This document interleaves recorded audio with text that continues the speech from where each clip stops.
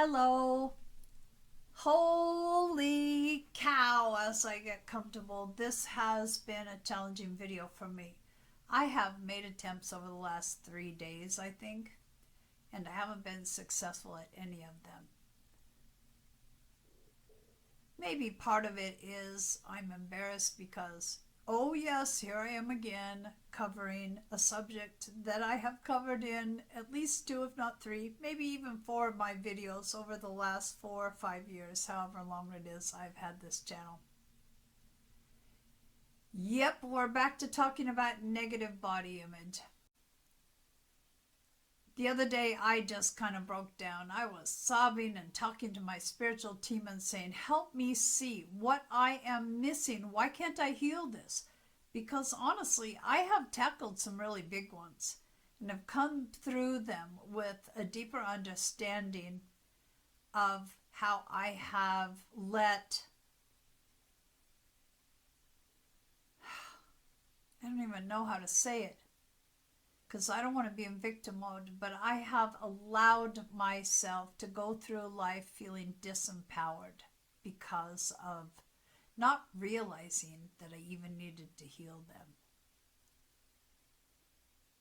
And the other day I was thinking, as it relates to my divine counterpart, maybe this is all me holding this up because I still can't accept how I look. I still feel such shame. And I'm so deeply afraid that if we were to come together finally and get naked, I'm going to be found to be not good enough. See, that's the thing about negative body image. It's all based on shame. And shame is not something we come out of the chute feeling about ourselves. Little kids are just fine with who they are and how they look until some adult tells them that they should be embarrassed about any of it. Shame is something that someone else puts on us. And then we as children, the cooperative little beings that we are, take it on as our own and go through our life thinking that there is something really, really wrong with us.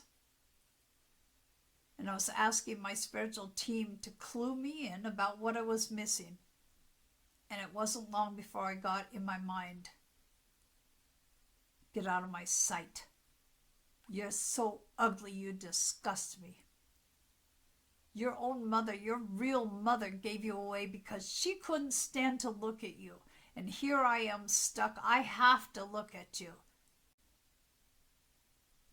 Well, I think there is the missing component for me about why I can't heal this, and it may be something similar for you. First of all, we have to recognize this is someone who is definitely mentally ill to put this on a child, but it is what it is. It's the parent or the caregiver that we had. But if you consider that at 2, and this is a story I was told many times, I was running around to people I would meet, introducing myself as, I'm adopted. You can see that children pick up things that are repeated over and over without even really understanding, because I doubt it too. I had any idea what adopted meant. I believe that some of us have been subjected to what we would call programming, like in a cult. We hear it so often, we take it on as our truth. And so in my programming or conditioning, I have gone through my life thinking that I am so ugly that my real mother, my bio mother, gave me away because of it, and that my adoptive mother just tolerated me because she was stuck with me. Now that's a harsh truth, but at least it explains why nothing I have done has been able to make any kind of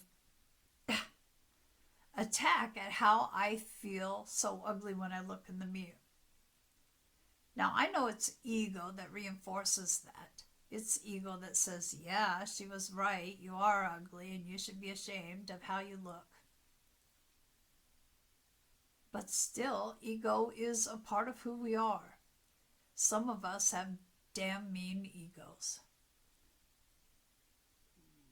And so when I realized this, it was, yeah, information that was helpful, but it's not like Shazam, everything was cool, knowing why I still hold on to so much shame. And I asked for some help on getting past that mean ego of mine. I got a few examples, and that's what I want to share with you.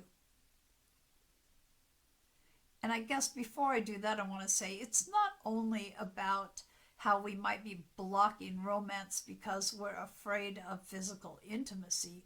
It is also walking into a room of strangers. And when we feel bad about how we look, we think they're all looking at us and judging us and finding us not so cool. It could also be at the job, feeling inadequate because of how we look and thinking, surely our boss is going to prefer someone that is better looking in our minds. So here's the first example I got. There was a show in, I think, the 60s called The Dating Game. It might have been early 70s. I don't know. I was too lazy to look it up. And it would be where there would be 3 contestants of one gender, and there would be a person choosing from them of the other gender. They would get just a short amount of time to express who they were. So let's say that one is voluptuous, curvy, fluffy, maybe a little overweight, but very round. And another one may be, I don't even know an example. Let's just say not a beauty queen in the eyes of society. And then there is one who is absolutely gorgeous, flawless skin, perfect body, could be out of the magazine pages, a model. And the person choosing, the man in the hot seat, might go for that because that's what society would say he should go for. But perhaps before she came on stage, in the background, behind the scenes, she has earned a reputation for being the biggest bitch on this earth, demanding, racist, feeling entitled to whatever she wanted. Maybe everyone backstage is thinking, oh, please don't let him pick her. He will regret it. So in this instance, the vessel may be perfect and beautiful, but what's inside is not at all. The other example I was given was the tragedy of when someone we love has an accident or something happens to them and they end up on life support. It's a very difficult decision for those that love them to decide to, I don't want to say pull the plug, but that's how people describe it, terminate the support of their bodies of machinery. And the only way, I think, they can make that decision eventually is to accept that what they loved about the person is no longer there because the essence is not there. It's just a body, and it's functioning only with the help of machines, and they realize even if they did this forever, they're never going to get back the person that they love, and so they make that decision. The body, the vessel, is not who we are. It is the essence. It's what brings light to our eyes.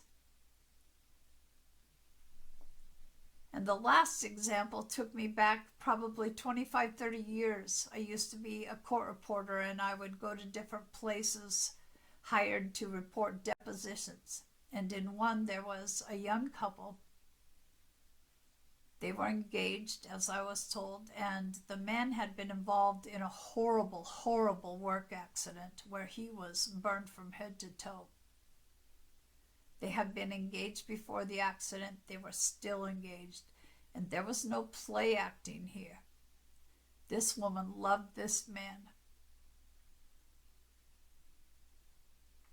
Her adoration for him was so obvious, even though his body didn't look anything like the body that she had been engaged to. She loved his essence. She was there by his side through all of the recovery. She was there by his side still, and every day there was a painful therapy to help with, I don't remember how they described it, but apparently when you're badly burned, everything just wants to scrunch in and has to be stretched, and it's incredibly painful. Now, I had already had the idea to do this video, and then someone posted on Facebook that I have a deep amount of respect for, where they revealed their vulnerabilities. And some of it was about the physical body. And although I loved this person before, I loved them even more when they shared this, because it's not easy to be vulnerable. It's not easy to share with even the closest people around us, let alone with followers on social media. And yet he did. He just opened up his soul and shared the struggles he went through that people never had a clue about. So even though I've had trouble with this, it's funny how we were in sync, because here I am. I'm going to share my biggest vulnerability right now. Don't come at me, please. There's freedom in finally speaking about the things that we have kept secret. I think when we keep our vulnerabilities secret, it's like we're feeding them. We're giving them more power. When we bring things out into the light, we made that choice. No one can really use those vulnerabilities against us like they could have before when we felt that shame. So for me, from the time I was 3 with a razor across my cheek that left a scar for decades, to a growth spurt that left stretch marks on my ass that are still there, to teenage skin that didn't go away when I wasn't a teenager anymore, and that lasted for decades, to scars from surgeries, and then when my skin finally cleared up, so many years passed when it would be for most people, unidentifiable crud that would mar my face and that biopsies couldn't give any answers for, but that left scars, to now aging with the wrinkles and the discoloration. It's always been about my skin, and it's been something that has created incredible shame for me. It makes me self-conscious when talking to people. Don't get too close. I don't want you to see all the ugliness I'm trying to hide under this makeup. You know, when it comes to intimacy, oh God, no. Not with the lights on. No fun outside. I'll be too exposed, and you'll see how ugly I am. It's that stuff that we have to let go of, because it's keeping us from making the connections that would be so important to actually make us feel better about ourselves. So, you know, this is what I have to say about shame. Fuck shame. That was someone else's thing that they put on us. We're all just human. No one, not even that va-va-va-voom dating game example, is perfect. We all have flaws. Some have less than others. But for those of us that have carried this shame around about our looks for years, I think that we probably chose this because we wanted to learn full acceptance of ourselves. It's way easier to accept others than ourselves, isn't it? And you can do whatever you want to. But I do suggest saying, fuck shame. I'm fine how I am. This vessel is how I chose it to be, for whatever lessons were to be learned. And if this vessel isn't good enough in close intimacy with someone that I love, then they don't love me. Because what we really love in someone, if we are not just into the superficial, is the essence. That thing that goes from one life to the next, to the next. Different bodies, same essence. That's where our light comes from. And when we feel shame, that light is like, yeah, I don't think so. If we say, fuck you, shame, the light can expand and spread to others. We get to choose. We're adults now. Do we want to still listen to the lies that were told us so that we would never be comfortable with ourselves and how we looked throughout our lives? I don't want to let them win, do you? If someone really loves us, they love our essence, and they're going to accept our bodies as they are. Maybe they won't see the flaws like we see them, because I do think, it's like we put on the abusive parent glasses when we look in the mirror. It is a choice, and I just don't think that we should let shame win. There's no place for it. So if we're worrying about our big belly, what if we just say, so what if it's a big belly? It's soft, it's round, it would be nice for someone else to touch. Or if you also struggle with feeling like you are never going to be able to look at someone without feeling shame about your skin, you know what? It's still soft to the touch, or maybe rough to the touch, depending on gender and calluses, but it's there to touch by someone that loves you. Sorry, got a rough couple days. We decide, and I know that how we feel about ourselves is reflected in how we look. So if we can get past shaming ourselves and just continuing on the trend that was started by someone else when we were younger, it's going to be reflected in how we look. When someone feels loved, they glow, they beam. But as long as we are thinking that we are not good enough as we are, and hating on this one vessel that we get for this life, we're just our own worst enemy. See if you can put a positive spin on things and kind of use the flaws of the human, which is how a human is supposed to be, as a litmus test. If someone is just judging your outsides, you don't fucking want them in your life anyway. Do you? I mean, it's your choice. Many of us grew up thinking that people being mean to us is what love is, but it's time to let that one go too. Don't hate on your body. It's the only one you're going to have in this life. Try to find a way to accept it. And I obviously don't have the answers. And don't shut love out because you're too ashamed and you think that you will be judged harshly. If someone judges you harshly, they don't deserve you. I think that's all I wanted to say. Sorry, I got a little emotional. We chose this vessel, and we chose how it would look at different stages. What would be the point of me putting myself down constantly because I now see so many wrinkles and dark circles and saggy bits in my mirror? What would be the point of me hating myself for the rest of my life, because it's not going to get better? And why would I judge myself as inferior for showing the signs of aging that every person is going to show at some point? Let shame out of the closet and then kick its fucking ass. Don't let it rule you anymore. Probably should have been done. Sorry about that. Just my thoughts.